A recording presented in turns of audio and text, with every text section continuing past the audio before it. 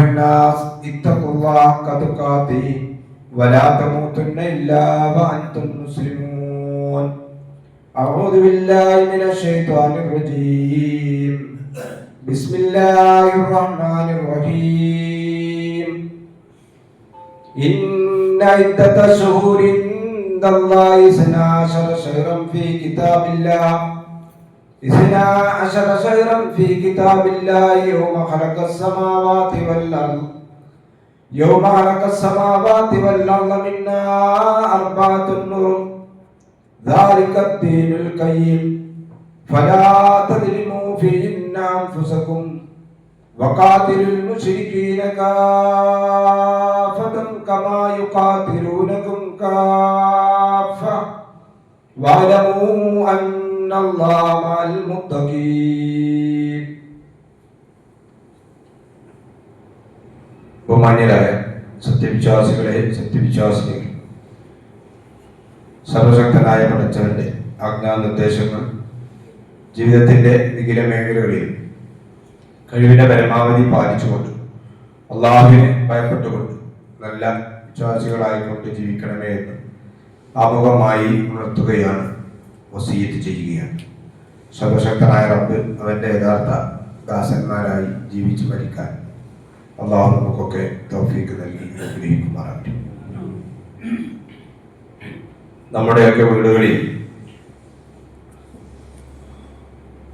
Calendar ഇല്ലാതിരിക്കുക വളരെ പ്രയാസമാണ്. എല്ലാവരുടെ വീടുകളിലും ഒരു കലണ്ടറെങ്കിലും ഉണ്ടാവും. അതുപോലെ തന്നെ നമ്മുടെ പള്ളികളിലൊക്കെ കലണ്ടർ നിർബന്ധമായി നമ്മൾ വെക്കാറുണ്ട്. ആ കലണ്ടർ നോക്കിയാണ് പള്ളികളൊക്കെ നമസ്കാരങ്ങൾക്ക് ബാങ്കുകൾ വിളിക്കാറുള്ളത് എന്ന് നമുക്കറിയാം. കലണ്ടർ നമുക്കൊരു അനിവാര്യമായ ഘടകം എന്ന് പറഞ്ഞുകൂടാ. എങ്കിലും ഇന്ന് ചില അത്യാവശ്യ കാര്യങ്ങൾക്ക് അത് ഉപയോഗിക്കേണ്ടി വരുന്നു എന്നുള്ളതൊരു യാഥാർത്ഥ്യമാണ്. കലണ്ടറിനെ കുറിച്ച് സൂചിപ്പിക്കാനുള്ള കാരണം, ഇതൊരു പുതിയ കലണ്ടർ തൂക്കേണ്ട സമയമാണിപ്പോൾ. ഹിജറ വർഷം, പുതിയൊരു വർഷം ആരംഭിച്ചിരിക്കുകയാണ്. 1448 47 2-3 ദിവസം മുമ്പ്. ഇന്ന് 1448 ഹിജറ വർഷം കണക്കാക്കുന്നത്. പക്ഷെ പൊതുവെ നമ്മുടെ ഹിജറ കലണ്ടറുകൾ പലപ്പോഴും മുസ്ലിങ്ങളായിട്ടുള്ള ആളുകൾക്ക് പോലും അത്ര അറിവും വിജ്ഞാനവും അതിനെ കുറിച്ചില്ല എന്നുള്ളതാണ് യാഥാർത്ഥ്യം. എന്തിനേറെ അറബി മാസങ്ങള് മുഹറം മുതൽ ദുൽഹിജ്ജ വരെ അതിന്റെ ക്രമത്തിൽ പലപ്പോഴും നമ്മളിൽ പലർക്കും അറിഞ്ഞുകൊള്ളണമെന്നുമില്ല. ഏതായാലും ഇത് നമ്മൾ അറിയാതെ പോകുന്നത് സാധാരണഗതിയിൽ ഒരു ഇംഗ്ലീഷ് കലണ്ടറിന്റെ മാറ്റമാണെങ്കിൽ, സാധാരണ നമ്മുടെ വീടുകളിലൊക്കെ തൂക്കുന്ന, പള്ളികളിലൊക്കെ തൂക്കുന്ന ഇംഗ്ലീഷ് കലണ്ടറുകളുടെ മാറ്റമാണ് എങ്കിൽ പൊതുവെ എല്ലാവരുമായി, കാരണം എന്താ, ഒരു പുതുവർഷ പുലരി അത് സമുചിതമായി ലോകം ആഘോഷിക്കുകയും അത് നമ്മൾ ഏറെ ശ്രദ്ധിക്കുകയും ചെയ്യും. പക്ഷേ ഹിജറ കലണ്ടർ മാറുമ്പോൾ പലപ്പോഴും നമ്മളത് അറിയാതെ പോകുന്നു എന്നുള്ളതാണ്. എന്നാലും പണ്ടുള്ളതിനേക്കാൾ കൂടുതലായി ഇന്നിപ്പോൾ സോഷ്യൽ മീഡിയ ഒക്കെ ഉപയോഗിക്കുന്നത് കൊണ്ടും വാട്സാപ്പും ഫേസ്ബുക്കും ഒക്കെ ഉള്ളത് കൊണ്ട് ഇങ്ങനെ ഒരു മാറ്റമുണ്ട് എന്നുള്ളത് പണ്ട് കാലത്തേക്കാൾ കൂടുതലായി നമുക്ക് നാട്ടുകാർ അറിയുന്നുണ്ട് എന്നുള്ളത് സത്യമാണ്. ഇവിടെ ഇംഗ്ലീഷ് കലണ്ടർ നമുക്കറിയാം, ഇംഗ്ലീഷ് കലണ്ടറും ഹിജറ കലണ്ടറും തമ്മിൽ ചെറിയ വ്യത്യാസങ്ങളുണ്ട്. അത് ഇംഗ്ലീഷ് കലണ്ടർ നമ്മളിപ്പോൾ ഉപയോഗിച്ചുകൊണ്ടിരിക്കുന്ന ഈ ഗ്രിഗോറിയൻ കലണ്ടർ എന്ന് തന്നെ പറയാം. ഈ കലണ്ടറിലെ സൂര്യന്റെ ഭ്രമണവുമായി ബന്ധപ്പെട്ടുകൊണ്ടാണ് ഈ കലണ്ടർ തയ്യാറാക്കിയിരിക്കുന്നത്. അതുപോലെ തന്നെ അതിൽ ജൂൺ നമുക്കറിയാം, ജനുവരി മുതൽ ഡിസംബർ വരെയാണ് അതിലെ മാസങ്ങൾ കണക്കാക്കുന്നത്. ഹിജറ കലണ്ടറുമായി താരതമ്യം ചെയ്യുമ്പോൾ അതിൽ 11 ദിവസത്തെ വ്യത്യാസങ്ങളുണ്ടാവും. 365 ദിവസമാണ് നമ്മുടെ ഇംഗ്ലീഷ് കലണ്ടറിൽ, ഗ്രിഗോറിയൻ കലണ്ടറിൽ കണക്കാക്കിയിരിക്കുന്നത്. എന്നാൽ ഹിജറ കലണ്ടറിൽ 354 ദിവസം ഉണ്ടാവുള്ളൂ. 11 ദിവസത്തെ വ്യത്യാസങ്ങൾ നമുക്ക് കാണാൻ സാധിക്കും. എന്താ കാരണം എന്ന് വെച്ചാൽ ഹിജ്റ കലണ്ടർ തയ്യാറാക്കിയിരിക്കുന്നത് ചന്ദ്രന്റെ ഗമനവുമായി ബന്ധപ്പെട്ടുകൊണ്ടാണ്. അതാണ് ഇതിലുള്ള മാറ്റങ്ങൾക്കുള്ള കാരണം. 29 30 അറബി മാസങ്ങൾ ഉണ്ടാവുകയുള്ളൂ. മറ്റേ ഇംഗ്ലീഷ് കലണ്ടർ ആണെങ്കിൽ നമുക്കറിയാം 30 ഉണ്ടാവും 31 ഉണ്ടാവും. അതുകൊണ്ടാണ് 11 ദിവസത്തെ വ്യത്യാസം എന്ന് നമ്മൾ മനസ്സിലാക്കുക. ഇസ്ലാമിൽ പ്രധാനമായും ആരാധനാ കർമ്മങ്ങളൊക്കെ ഈ അറബി മാസവുമായി ബന്ധപ്പെട്ടുകൊണ്ടാണ് നമുക്ക് മനസ്സിലാക്കാൻ സാധിക്കും. ചന്ദ്രനെ അടിസ്ഥാനമാക്കിയും ആണ് പ്രധാനപ്പെട്ട ആരാധനകളൊക്കെ. എന്നാൽ സൂര്യനെ ബന്ധപ്പെട്ടുകൊണ്ട് നമ്മുടെ ആരാധനകൾ, ഇപ്പൊ നമസ്കാരം കണക്കാക്കുന്നത് സൂര്യന്റെ ചലനവുമായി ബന്ധപ്പെട്ടുകൊണ്ടാണ്. എന്നാൽ മറ്റു ആരാധനകൾ, ഇപ്പൊ നോമ്പ്, ഹജ്ജ്, സക്കാത്ത്, ഇതൊക്കെ ചന്ദ്രമാസവുമായി ബന്ധപ്പെട്ടുകൊണ്ടാണ് ഇസ്ലാം കണക്കാക്കുന്നത് എന്ന് നമുക്ക് മനസ്സിലാക്കാൻ സാധിക്കും. നമുക്ക് അറിയപ്പെടുന്ന നമ്മൾ മലയാളികൾ എന്ന നിലയിൽ നമ്മൾ ഉപയോഗിച്ചുകൊണ്ടിരിക്കുന്ന ഒരു കലണ്ടർ ഉണ്ട്, മലയാള കലണ്ടർ. നമ്മള് കൊല്ലവർഷം എന്ന് പറയും. അതുപോലെ തന്നെ ചിങ്ങം മുതൽ കർക്കിടകം വരെയാണ് അതിലെ മാസങ്ങൾ കണക്കാക്കുന്നത്. മലയാളികൾ എന്ന നിലയിൽ അതും എല്ലാവർക്കും ചിലപ്പോൾ അറിഞ്ഞുകൊള്ളണമെന്നില്ല. ക്രമത്തിൽ എങ്ങനെ ചിങ്ങമാസം മുതൽ കർക്കിടകം വരെ എങ്ങനെ ഏതെല്ലാം മാസമാണ് എന്നുള്ളത് പുതിയ തലമുറക്കൊക്കെ അറിയാൻ പ്രയാസമായിരിക്കുമെന്ന് സൂചിപ്പിക്കുകയാണ്. എന്നാൽ ജൂതന്മാർ ഉപയോഗിക്കുന്ന ഒരു കലണ്ടർ ഉണ്ട്, ഹിബ്രു കലണ്ടർ, ജൂയിഷ് കലണ്ടർ എന്നതിനെ പറയും. അത് മറ്റ് കലണ്ടറുകളിൽ നിന്നുള്ള വ്യത്യാസം എന്താന്ന് ചോദിച്ചിട്ടുണ്ടെങ്കിൽ അതില് സൗര ചന്ദ്ര ഗണനങ്ങൾ ഒന്നിച്ചാണ് കണക്കാക്കുന്നത്. സൂര്യന്റെ ചലനവും അതുപോലെ തന്നെ ചന്ദ്രന്റെ പിറവിയും രണ്ടും കൂടി സമ്മിശ്രമായി ബന്ധപ്പെടുത്തിക്കൊണ്ടുള്ള കലണ്ടറാണ് ജൂയിഷ് കലണ്ടർ എന്ന് പറയുന്നത്. മറ്റൊക്കെ ഒന്നുകിൽ സൗര കലണ്ടർ ആയിരിക്കും, അല്ലെങ്കിൽ ചന്ദ്രന്റെ ഗമനവുമായി ബന്ധപ്പെട്ടുകൊണ്ടുള്ള കലണ്ടർ ആയിരിക്കും എന്ന് സൂചിപ്പിക്കുകയാണ്. ലോകത്ത് ആദ്യമായി ഒരു കലണ്ടർ ഉണ്ടാക്കുന്നത്, നമ്മൾ സൂചിപ്പിക്കുന്ന ചില കാര്യങ്ങളുണ്ട്. ലോകത്ത് ആദ്യമായി കലണ്ടർ വരുന്നത് BC 3100-ലാണ്. സുമേറിയൻ കലണ്ടർ എന്ന പേരിലാണ് അറിയപ്പെടുന്നത്. കാരണം ക്രിസ്തുവിന്റെ മുമ്പ് 3100-ലാണ് ആദ്യമായ ഒരു കലണ്ടർ മെസപ്പൊട്ടോമിയ, ഇപ്പൊ ഇന്നത്തെ ഇറാഖ് എന്ന് പറയുന്ന പ്രദേശത്തുണ്ട്. അതിനു മുമ്പ് കലണ്ടർ ഇല്ല. അപ്പൊ ഈ കലണ്ടർ ഇല്ലാതിരിക്കുക എന്ന് പറയുമ്പോൾ വലിയ പ്രയാസങ്ങൾ പിന്നീടുണ്ടായി. ഇപ്പൊ ഇസ്ലാമിക കലണ്ടർ തന്നെ ഇങ്ങനെ വരാനുള്ള ഒരു കാരണം ചരിത്രം സൂചിപ്പിക്കുന്നുണ്ട്. മഹാനായ പ്രവാചക സല്ലല്ലാഹു അലൈഹി വസല്ലമയുടെ കാലഘട്ടത്തിൽ കലണ്ടർ ഇല്ല. പ്രവാചക സല്ലല്ലാഹു അലൈഹി വസല്ലമയുടെ കാലഘട്ടത്തിൽ കൊല്ലവർഷം അവർ കണക്കാക്കിയിരുന്നത് ആമുൽ ഫീൽ എന്ന പേരിലായിരുന്നു, ആനക്കലഹ വർഷം. പ്രവാചക സല്ലല്ലാഹു അലൈഹി വസല്ലമയുടെ ജനനത്തിന് തൊട്ട് മുമ്പ് നടന്നതാണ് ആനക്കലഹം. നമുക്കറിയാം, അബ്രാഹത്തും അദ്ദേഹത്തിന്റെ സൈന്യവും ആനകളുമായി വിശുദ്ധ കാബാലയം പൊളിക്കാൻ വേണ്ടി വന്ന ആ ഒരു സംഭവം. ആ സംഭവത്തിൽ അബാബിൽ പക്ഷികളെ കൊണ്ട് അല്ലാഹു തആല അവരുടെ സൈന്യത്തെ നശിപ്പിച്ചു. അത് ആ കാലഘട്ടങ്ങളിൽ ഉണ്ടായിരുന്ന ആളുകൾക്കൊക്കെ അറിയാവുന്ന വളരെ പ്രസിദ്ധമായ ഒരു സംഭവമായിരുന്നു. അതുകൊണ്ട് തന്നെ സംഭവങ്ങളെ അവർ വിഭജിച്ചിരുന്നത് ഒന്നുകിൽ ആനക്കല വർഷത്തിന്റെ ഇത്ര വർഷം മുമ്പ് അല്ലെങ്കിൽ ഇത്ര വർഷം ശേഷം, ഇങ്ങനെയായിരുന്നു പ്രവാചക സല്ലല്ലാഹു അലൈഹി വസല്ലമയുടെ കാലഘട്ടങ്ങളിൽ ഉണ്ടായിരുന്നത്.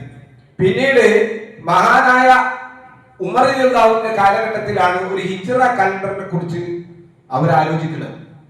അതെന്താന്ന് വെച്ചാല് ഇസ്ലാമിക സാമ്രാജ്യം വികസിച്ചു. അങ്ങനെ ബസറയിലെ ഗവർണറായിരുന്ന അബൂ മുസൽ അശ്ശരി റളിയല്ലാഹു അൻഹു അവിടുത്തെ ഗവർണറായിരുന്നു. അപ്പൊ ദിനേന കത്തിടപാടുകളും അതുപോലെ തന്നെ സാമ്പത്തികമായിട്ടുള്ള കണക്കുകളൊക്കെ എഴുതി വെക്കേണ്ടി വന്നു. അപ്പൊ അദ്ദേഹത്തിന് ഡേറ്റ് കിട്ടാത്തത് കൊണ്ട് ഇതിനെക്കുറിച്ച് വലിയ പ്രയാസം ഉണ്ടായി.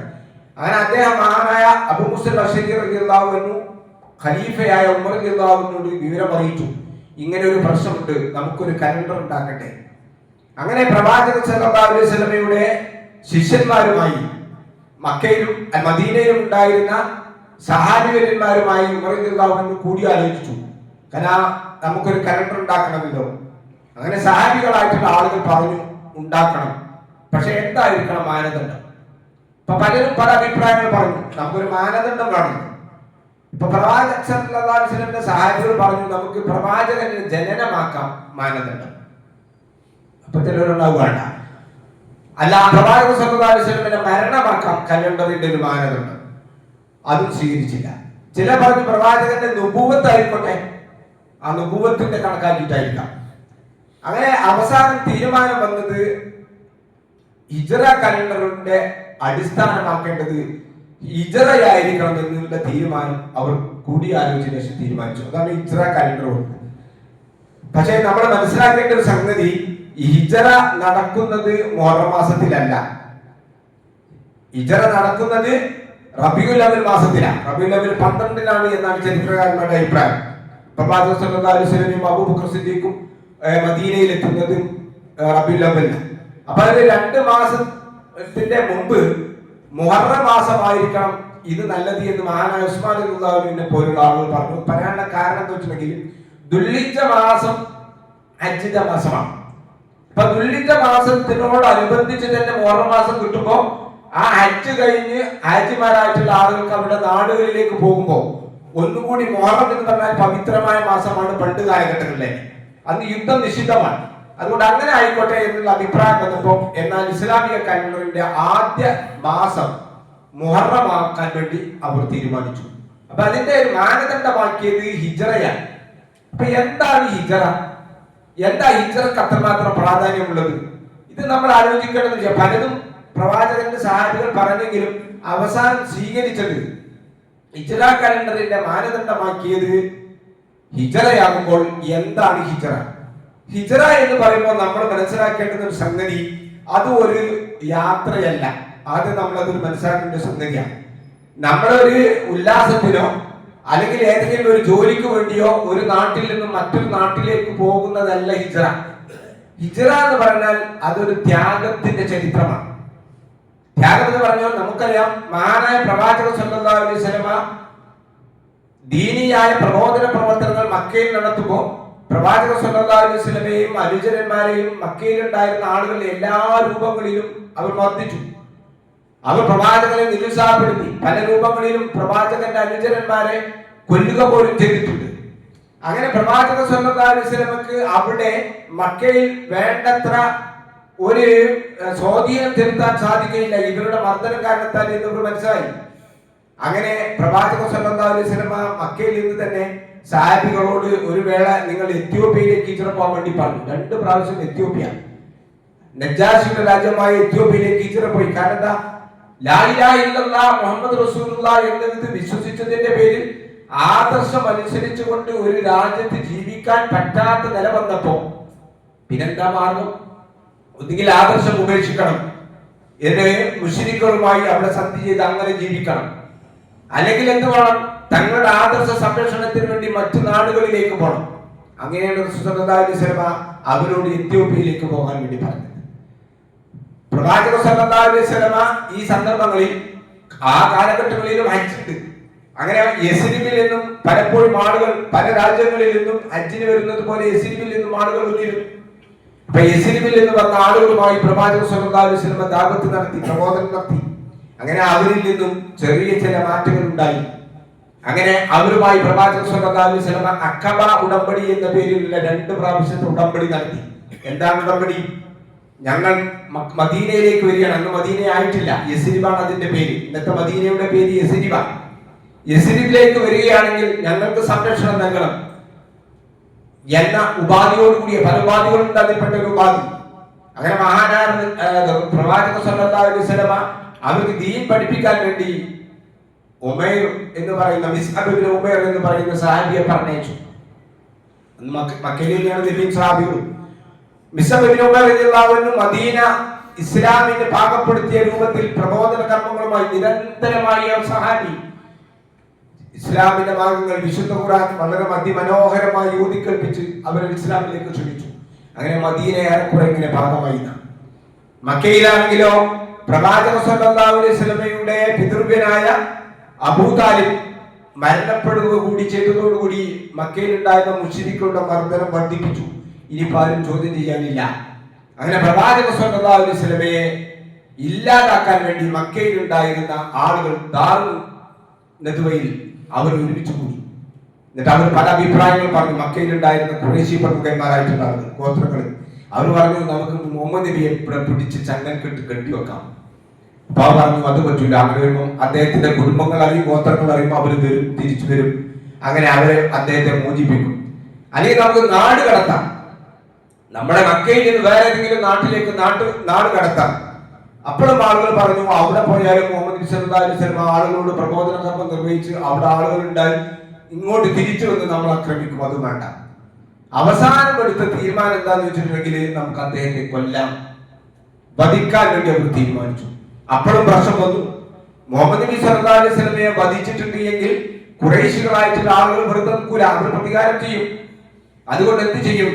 അപ്പൊ കൂട്ടത്തിലുണ്ടായിരുന്ന അബൂജഹൽ പറഞ്ഞ ഒരു ഐഡിയ ആയിരുന്നു, എല്ലാ ഗോത്രങ്ങളിൽ നിന്നുള്ള ഓരോ ചെറുപ്പക്കാരെ ഒരുമിച്ച് കൂട്ടുക. 40 യുവാക്കളെയായിരുന്നു പ്രവാചക സല്ലല്ലാഹു അലൈഹി വസല്ലമയുടെ വീട് വളയാനും പ്രവാചകനെ വധിക്കാനും വേണ്ടി അവർ തീരുമാനിച്ചത്. അപ്പൊ എല്ലാ ഗോത്രങ്ങളിൽ നിന്നും ഒരാളുണ്ടാവുമ്പോ പിന്നെ നബി സല്ലല്ലാഹു അലൈഹി വസല്ലമയുടെ ഗോത്രത്തിന് ഇവരോട് എല്ലാവരും കൂടി ഏറ്റുമുട്ടാൻ സാധിക്കൂലല്ലോ. ഒറ്റപ്പെട്ടിട്ട് നബി സല്ലല്ലാഹു അലൈഹി വസല്ലമയെ വധിക്കാനായിരുന്നു അവരുടെ തീരുമാനം. ആ രാത്രിയിൽ മഹാനായ പ്രവാചകൻ സല്ലല്ലാഹു അലൈഹി വസല്ലമക്ക് അല്ലാഹുവിന്റെ വഹി ലഭിക്കാൻ മഹാനായ പ്രവാചകൻ സല്ലല്ലാഹു അലൈഹി വസല്ലമ കിടക്കുന്ന കിടക്കയിൽ വിരിപ്പിൽ മഹാനായ അലി റളിയല്ലാഹു അൻഹുവിനെ കിടത്തി. അവിടെ പ്രവാചകനെ ഏൽപ്പിച്ചിരുന്ന ഒരുപാട് മുതലുണ്ടായിരുന്നു, അമാനത്ത് സ്വത്തുക്കൾ പലരും മുശ്രിക്കുകളായിട്ടുള്ള ആളുകളെ ഏൽപ്പിച്ചിരുന്നു. കാരണം നബി അമിയായിരുന്നു, വിശ്വസ്തനായിരുന്നു.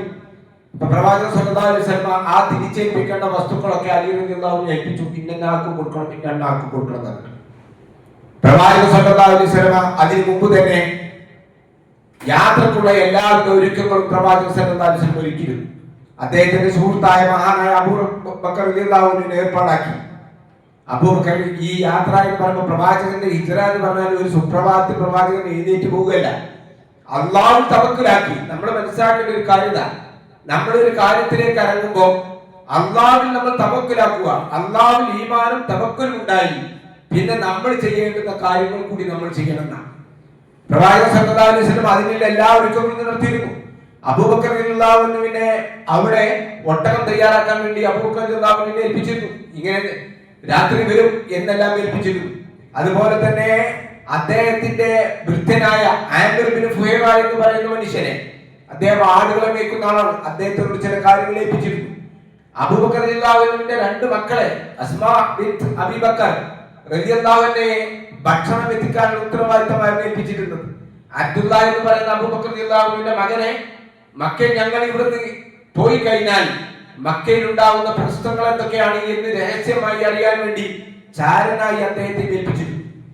ഇങ്ങനെയാണ് പ്രവാചകൻ സല്ലല്ലാഹു അലൈഹി വസല്ലം ഹിജ്റ പോകുന്നത്. അപ്പൊ നമ്മളൊരു കാര്യം ചെയ്യുമ്പോൾ അള്ളാഹുവിൽ തവക്കുലാക്കുന്നതോട് കൂടി തന്നെ നമ്മളുടേതായ ചില ആസൂത്രണങ്ങൾ കൂടി നമ്മൾ ചെയ്യേണ്ടതുണ്ട് എന്ന് പ്രവാചകൻ സല്ലല്ലാഹു അലൈഹി വസല്ലമയുടെ ഹിജ്റയിൽ നമുക്ക് പാഠമാണ്. അങ്ങനെ പ്രവാചകൻ സല്ലല്ലാഹു അലൈഹി വസല്ലമ രാത്രി അലി റളിയല്ലാഹു അൻഹുവിനെ കിടത്തി വിരിപ്പിൽ കിടത്തി പ്രവാചകൻ സല്ലല്ലാഹു അലൈഹി വസല്ലമ പോവുകയാണ്. നേരെ പോകുന്നത് എങ്ങോട്ടാ? സൗർ ഗുഹയിലേക്കാണ്. സൗർ ഗുഹയിൽ പ്രവാചകൻ സല്ലല്ലാഹു അലൈഹി വസല്ലമ 3 ദിവസമാണ് അബൂബക്കർ റളിയല്ലാഹു അൻഹു താമസിക്കുന്നത്. അപ്പൊ ശത്രുക്കള് ഒരിക്കലും പ്രവാചകൻ അവിടെ ഉണ്ടാവുന്നില്ല പ്രതീക്ഷല്ല. പക്ഷേ പ്രവാചകൻ സല്ലല്ലാഹു അലൈഹി വസല്ലമയെ അന്വേഷിച്ചുകൊണ്ട് പ്രവാചകനെ കണ്ടെത്തുന്ന ആളുകൾക്ക് 100 ഒട്ടകങ്ങളെ തരാനായിരുന്നു ഇനാമ്. 100 ഒട്ടകം തന്നെ അത്ര ചില്ലറയൊന്നല്ല, കോടിക്കണക്കിന് രൂപയാണ് ഇന്നത്തെ കണക്ക് പ്രകാരം. ഈ 100 ഒട്ടകങ്ങളെ തരാൻ പറഞ്ഞിട്ട് അങ്ങനെ പല ആളുകളും പ്രവാചകനെയും അബൂബക്കറിനെയും അന്വേഷിച്ചുകൊണ്ട് നടക്കുക. എന്തിനേറെ മഹാനായ പ്രവാചകൻ സല്ലല്ലാഹു അലൈഹി വസല്ലമയും അബൂബക്കർ സിദ്ദീഖും ആ ഗുഹയിൽ ഒളിച്ചിരിക്കുന്ന സമയത്ത് അബൂബക്കർ റളിയല്ലാഹു അൻഹു പറയുന്നുണ്ട്, ഖുൽതു ലിനബി സല്ലല്ലാഹു അലൈഹി വസല്ലം അർബാനാ ഫിൽ ഖർ, ഞാനും നബി സല്ലല്ലാഹു അലൈഹി വസല്ലമയും ഗുഹയിലായിരിക്കെ ലൗ അന്നഹദതു നമറത തഖദമൈ ലഅബ്സർനാ, അദ്ദേഹം പറയാണ് അവരെങ്ങാനും അവരുടെ കാലിൻ ചുവട്ടിലേക്ക് നോക്കിയിരുന്നെങ്കിൽ, ഗുഹയുടെ മുകൾ ഭാഗത്ത് നിന്ന് ശത്രുക്കളുണ്ട്, ആ ശത്രുക്കൾ നോക്കിയിരുന്നെങ്കിൽ അവരുടെ കാൽഭാഗത്തിലേക്ക് അവർ നോക്കിയിരുന്നെങ്കിൽ ലഅബ്സർനാ, ഞങ്ങൾ കാണുമായിരുന്നു. ഫഖാൽ, റസൂൽ സല്ലല്ലാഹു അലൈഹി വസല്ലം പറയുന്നുണ്ട്, മാ അദല്ലുക യാ അബൂബക്കർ ബിസ്നൈനില്ല അല്ലാഹു സാലിസുഹുമാ, എന്താ പറയുന്നത്? മാ അദല്ലുക യാ അബൂബക്കർ ബിസ്നൈൻ, ഈ രണ്ടാളെ കുറിച്ച് നീ എന്താ വിചാരിച്ചത്? അല്ലാഹു സാലിസുഹുമാ, മൂന്നാമനായി അല്ലാഹു ഉണ്ട്. ഇതൊരു വിശ്വാസമാണ്. നിങ്ങൾ ആലോചിച്ച് നോക്കി, പടച്ച തമ്പുരാന്റെ മാർഗത്തിലേക്ക് നമ്മൾ ഇറങ്ങുമ്പോ നമ്മളെ സഹായിക്കാൻ പടച്ചവൻ ചില സംവിധാനങ്ങൾ, ശത്രുക്കളുടെ തന്ത്രങ്ങളെക്കാൾ വലിയ തന്ത്രം സർവശക്തനായ പടച്ചവൻ മഹാനായ പ്രവാചകൻ സല്ലല്ലാഹു അലൈഹി വസല്ലമക്കും അബൂബക്കർ സിദ്ദീഖിനും ചെയ്തു കൊടുത്തു. അത് ഖുർആൻ പറയുന്നുണ്ട്, സൂറത്ത് തൗബയിൽ പറയുന്നുണ്ട്, ഇത് അഖ്റജഹുൽ ലദീന കഫറു സാനിയസ്നൈനി ഇത് ഹുമാ ഫിൽ ഖോർ ഇത് യഖൂലു ലിസാഹിബിഹി ലാ തഹ്സൻ ഇന്നല്ലാഹ മാനാ ഫഅൻസലല്ലാഹു സുക്കീനതൻ അലൈഹി. വളരെ കൃത്യമാണ്. സൂറത്ത് തൗബയിൽ അത് പറയാണ്, ആ ശത്രുക്കൾ നിങ്ങളെ അവിടെ നിന്നും നാട്ടിൽ നിന്നും പുറപ്പെടുവിച്ചപ്പോൾ അവിടെ ആ രണ്ടിൽ ഒരാളായി ഇത് ഹുമാ ഫിൽ ഖോർ നിങ്ങൾ ഗുഹയിലായിരുന്നു, ഇത് യഖൂലു ലിസാഹിബിഹി അപ്പോൾ തന്റെ കൂട്ടുകാരനോട് പറഞ്ഞു ലാ തഹ്സൻ ഇന്നല്ലാഹ മാനാ. അബൂബക്കർ റളിയല്ലാഹു അൻഹുവിനെ സൂചിപ്പിക്കുന്നത്, പേടിക്കണ്ട അബൂബക്കർ, അല്ലാഹു നമ്മുടെ കൂടെയുണ്ട്. ഫഅൻസലല്ലാഹു സക്കീനതൻ അലൈഹി, അല്ലാഹു തആല അദ്ദേഹത്തിന് മേൽ സമാധാനം ഇറക്കി കൊടുത്തു. അപ്പോ ഇതാണ് പ്രവാചക സല്ലല്ലാഹു അലൈഹി വസല്ലമയുടെ ഹിജറ. ഈ ഹിജറയാണ് ഇസ്ലാമിക ലോകത്തിലെ കലണ്ടറിനെ ബേസ് ചെയ്തുകൊണ്ട് തെളിയിച്ച് അതിന്റെ പ്രമാണമായി അതിന്റെ ഘടകമായി കൊണ്ട് സ്വീകരിച്ചിരിക്കുന്നത്. നമുക്കറിയാം, ലോകത്തുള്ള എല്ലാ കലണ്ടറുകളിലും മാസങ്ങൾ 12 തന്നെയാണ്. ഇത് ആകാശഭൂമികളെ സൃഷ്ടിച്ചപ്പോ, ചന്ദ്രനെ സൃഷ്ടിച്ചപ്പോ, ഇപ്പൊ ചന്ദ്രന്റെ വൃത്തിക്ഷയമാണല്ലോ 27 ദിവസം അല്ലെങ്കിൽ 28 ദിവസം. ഈ അതിനെ ബേസ് ചെയ്തുകൊണ്ടാണ് ഹിജ്റ കലണ്ടർ രേഖപ്പെടുത്തിയിരിക്കുന്നത്. ഇത് അല്ലാഹു സൂറത്ത് തൗബ 36-ാമത്തെ വചനത്തിൽ പറയാം, ഇന്ന ഇദ്ദത്ത ശുഹൂരി ഇൻദല്ലാഹ്, അല്ലാഹുവിന്റെ അരികിൽ മാസങ്ങളുടെ എണ്ണം 12 തന്നെ. ലോകത്തുള്ള എല്ലാ കലണ്ടറുകളിലും 12 മാസം തന്നെയാണ്. ഫീ കിതാബില്ലാ, അല്ലാഹുവിന്റെ ഗ്രന്ഥത്തിൽ, യൗമ ഖലഖ സമാവാതി വൽ അർദ്, ആകാശഭൂമികളെ സൃഷ്ടിച്ച അന്ന് തന്നെ. എന്നിട്ട് അന്ന് പറഞ്ഞു മിൻഹാ അർബഅത്തുൻ ഹുറും, ആ 12 മാസങ്ങളിൽ 4 മാസങ്ങൾ പവിത്രമാണ്. പവിത്രമാണ്. ഏതൊക്കെയാണ്? ദുൽഖഅദ, അതുപോലെ തന്നെ ദുൽഹിജ്ജ, ഇപ്പോഴുള്ള മുഹറം, മറ്റൊന്ന് റജബ്. ഈ 4 മാസങ്ങൾ പവിത്രമാണ്. പവിത്രം എന്ന് പറഞ്ഞാൽ അന്ന് യുദ്ധങ്ങൾ പാടില്ല. അങ്ങനെയായിരുന്നു പണ്ട് കാലഘട്ടങ്ങളിലും. ഇസ്ലാം വന്നതിന് ശേഷം ഇത് ഉറപ്പിക്കുകയാണ് ചെയ്തത്. ദാലിക ദീനുൽ ഖയ്യിം, അതാണ് ശരിയായിട്ടുള്ള മതം. ഫലാ തുദ്ലിമു ഫീ അൻഫുസകും, നിങ്ങൾ നിങ്ങളോട് തന്നെ അക്രമങ്ങൾ പ്രവർത്തിക്കാൻ പാടില്ല. വഖാതിലുൽ മുശ്രിക്കീന കാഫ കമാ യുഖാതിലുനകും കാഫ. പിന്നെ യുദ്ധവുമായി ബന്ധപ്പെട്ട കാര്യങ്ങൾ എന്ന് പറയാണ്, ശത്രുക്കൾ നിങ്ങളെ ഒന്നായി ആക്രമിക്കുന്ന സമയത്തുണ്ട്, അതേമാതിരി നിങ്ങൾ അവരെയും ആക്രമിക്കുക. വഅലമു അന്നല്ലാഹ മഅൽ മുത്തഖീൻ, അറിയുക തീർച്ചയായും അല്ലാഹു മുത്തഖീങ്ങളുടെ കൂടെയാണ്. അപ്പൊ പവിത്രമായ മാസമാണ് 1-ാമത്തെ മാസം. അതിലാണ് നമ്മൾ നിൽക്കുന്നത്. ഈ മുഹറം മാസം പവിത്രമാണ് എന്ന് അല്ലാഹ് പറഞ്ഞാൽ പിന്നെ നമ്മളത് പവിത്രമല്ല എന്ന് പറയാൻ അവകാശം നമുക്കുണ്ടോ? സംഗതിയാണ്. ലോകത്ത് മുസ്ലിങ്ങൾക്കിടയിൽ തന്നെ ഇന്ന് വന്നിരിക്കുന്ന ഒരു പ്രചാരണം, അത് ഒരു നല്ല മാസമല്ല, ശകുനത്തിന്റെ മാസമാണ്, ദുശകുനമാണ്.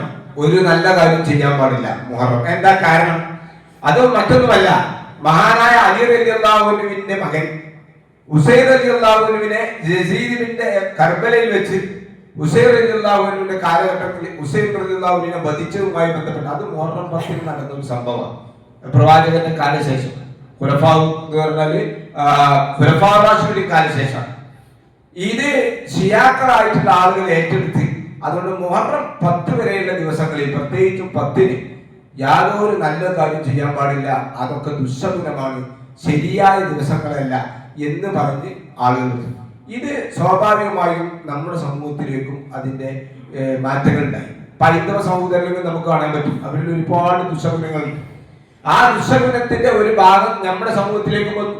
അതുകൊണ്ട് തന്നെ ഇപ്പൊ നോക്കേണ്ടി ഒരു വീട് കൂടുകയാണ്, പണിയൊക്കെ പൂർത്തിയായിട്ടുണ്ട്, പക്ഷെ മുഹറം 10 കഴിയട്ടെ കൂടിയിരിക്കാൻ പറയാം. കല്യാണത്തിന് എല്ലാം റെഡിയാണ്, പക്ഷെ മുഹറം 10 കഴിയട്ടെ. അപ്പൊ ആ ഒരു വിശ്വാസം നമ്മളെ സംബന്ധിച്ചിടത്തോളം നമ്മൾ മനസ്സിലാക്കുക, എല്ലാ മാസവും നല്ല മാസമാണ്, എല്ലാ ആഴ്ചയും നല്ല ആഴ്ചയാണ്, എല്ലാ ദിവസവും നല്ല ദിവസമാണ്. നമുക്ക് അങ്ങനെ ഒരു മോശമായ ദിവസമോ മോശമായ മാസമോ മോശമായ വർഷമോ അങ്ങനെ ഒന്നില്ല. ഇത് നമ്മൾ കൃത്യമായി വിശ്വാസികൾ എന്ന നിലയ്ക്ക് നമുക്ക് മനസ്സിലാക്കി. ദുശകുനം എന്ന് പറയുന്നതുമില്ല. റസൂൽ സല്ലല്ലാഹു അലൈഹി വസല്ലമയുടെ കാലഘട്ടങ്ങളിൽ ഈ അന്ധവിശ്വാസങ്ങൾ ഉണ്ടായി. ഖുർആനിൽ സൂറത്ത് യാസീനൊക്കെ പരാമർശങ്ങൾ കാണാൻ സാധിക്കും. പ്രവാചകന്മാർ വന്നപ്പോൾ അവർ നടത്തിയ ദുശകുനം ലാ അദ്വ വലാ തീറത വലാ സഫറ വലാ ഹമ. റസൂൽ വളരെ കൃത്യമായി പറയാം. അത് എന്താ പറഞ്ഞത്? ലാ അദ്വ, പിശാച് ബാധ കാരണത്താൽ രോഗം വരൂല. ഇത് നമ്മുടെ സമൂഹത്തിൽ ഉണ്ടായിരുന്ന ഒരു അന്ധവിശ്വാസമാണ്. പിശാചാണ് രോഗം വരുത്തുന്നത്. വലാ തീറ, ശകുനവുമില്ല. ശകുനം നോക്കിയിട്ട് ചെയ്യാൻ പറ്റൂലേ? എന്ന് പറയുന്ന ഒന്നുമില്ല. വല സഫറ, സഫർ മാസം മോശമാണ് എന്ന അഭിപ്രായം പണ്ട് കാലത്തുണ്ടായിരുന്നു. അതും റസൂൽ സല്ലല്ലാഹു അലൈഹി വസല്ലമയിലേക്ക്. വല ഹാമ, ഹാമത്ത് പറഞ്ഞിട്ടുണ്ടെങ്കിൽ ഒരു തരം പക്ഷിയാണ്, കുറ്റിച്ചൂളാന്നൊക്കെ നമുക്ക് വേണമെങ്കിൽ പറയാം. ഇപ്പൊ കുറ്റിച്ചൂളാൻ മൂളിയാല്, കാക്ക കുറിയാല് അതെന്തോ ഒരു അപകടത്തിന്റെ സൂചനയാണ് എന്നൊരു ധാരണ മുസ്ലിം സമൂഹത്തിൽ ഉണ്ടായിട്ടുണ്ട്. ഇസ്ലാം അതിനെ കൃത്യമായി എതിർക്കുകയാണ്. ദീനുൽ ഖയ്യിം, ഇത് ചൊവ്വായ മതമാണ്. നിങ്ങൾ നിങ്ങളോട് തന്നെ അക്രമം പ്രവർത്തിക്കാൻ പാടില്ല. ഇപ്പൊ നമ്മൾ മനസ്സിലാക്കേണ്ട സംഗതി, ഇസ്ലാമിൽ ഒരു മോശപ്പെട്ട ദിവസവും ഇല്ല. ഇപ്പൊ ചൊവ്വാഴ്ചനെ കുറിച്ച് പോലും ആളുകൾക്കുണ്ടല്ലോ. നിങ്ങൾ ആലോചിച്ച്, ചൊവ്വാഴ്ച ചൊവ്വാദോഷാണ്, ചൊവ്വാഴ്ച ഒരു നല്ല ദിവസമല്ല. നമ്മളിൽ പോലും നിങ്ങൾ ആലോചിച്ചോളാം, നമ്മളിൽ പോലും ഇതിന്റെ ഒരു ചെറിയൊരു അംശം അതുകൊണ്ട് വിട്ടുപോണില്ല. ചൊവ്വാഴ്ച നന്നു വേണ്ട, എന്താ ചൊവ്വാഴ്ചക്ക് താറാറ്, തിങ്കളാഴ്ച കണ്ടപ്പോ ചൊവ്വാഴ്ച വന്നു. ഇങ്ങനെ ഓരോ അന്ധവിശ്വാസങ്ങൾക്ക് തന്നെ ലക്കും ലഗാമില്ല. എങ്ങനെയാ പറയാൻ പറ്റില്ല. മാസം മറിഞ്ഞു കണ്ടാൽ പോലും ആളുകൾ പറയുന്നത് പറഞ്ഞാൽ നീണ്ടുപോകും. മാസം മറിഞ്ഞു കണ്ടാൽ അത് ദുശകുനമാണ്. പണ്ടാരോ പറഞ്ഞു മാസം മറിഞ്ഞു കണ്ടാൽ എന്താ, ആ മറിഞ്ഞ ഭാഗം കാണില്ല, അല്ലാത്ത ഭാഗം കാണും, അത്രേ ഉള്ളൂ. അത് മതപരമായി നമ്മുടെ ജീവിതവുമായി ബന്ധപ്പെടുന്ന ഒരു സംഗതിയല്ല. ഇത് നമ്മുടെ വിശ്വാസം. റബ്ബ് തീരുമാനിച്ചതേ നമുക്ക് ഉണ്ടാവുള്ളൂ. ഒരു ദിവസത്തിൽ നമ്മൾ അങ്ങനെ ചെയ്തത് കൊണ്ടോ, അല്ലെങ്കിൽ ഏതെങ്കിലും ഒരു മാസത്തിൽ അങ്ങനെ ചെയ്തത് കൊണ്ടോ, അല്ലെങ്കിൽ മുഹറം മാസത്തിൽ 10 ദിവസങ്ങളിൽ ആദ്യത്തിൽ നമ്മൾ എന്തെങ്കിലും ചെയ്തത് കൊണ്ടോ അള്ളാഹു നമുക്ക് വിചാരിച്ച ഒരു സംഗതി നടക്കാറില്ല. കൃത്യമായി മനസ്സിലാക്കിക്കൊള്ളു. അള്ളാഹു നമുക്കൊരു തീരുമാനിച്ച കാര്യം ലോകത്തുള്ള മുഴുവൻ ശക്തികളും മുഴുവൻ മനുഷ്യന്മാരും തീരുമാനിച്ചാൽ അത് മാറ്റാൻ കഴിയില്ല. എന്നാൽ നമുക്ക് നൽകാൻ ഉദ്ദേശിക്കുന്ന ഒരു അനുഗ്രഹം ലോകത്തുള്ള മുഴുവൻ ആളുകൾ തടഞ്ഞാലും, ഏതെല്ലാം ശക്തികൾ തടഞ്ഞാലും അത് നമുക്ക് ലഭിക്കുക തന്നെ ചെയ്യും. ഇത് നമ്മുടെ വിശ്വാസത്തിന്റെ ഒരു ഭാഗമാണ്. പിന്നെ ഒരു ഓന്ത് വരങ്ങ് പറഞ്ഞാലോ, ഒരു കരിമ്പൂച്ചനെ കണ്ടാലോ, എന്തെങ്കിലും നമ്മുടെ ജീവിതവുമായി അതിന് യാതൊരു ബന്ധവുമില്ല എന്ന് വിശ്വാസികൾ മനസ്സിലാക്കുക. ഈമാൻ നമ്മൾ ക്ലിയർ ആക്കുക. അള്ളാഹു നമ്മളെ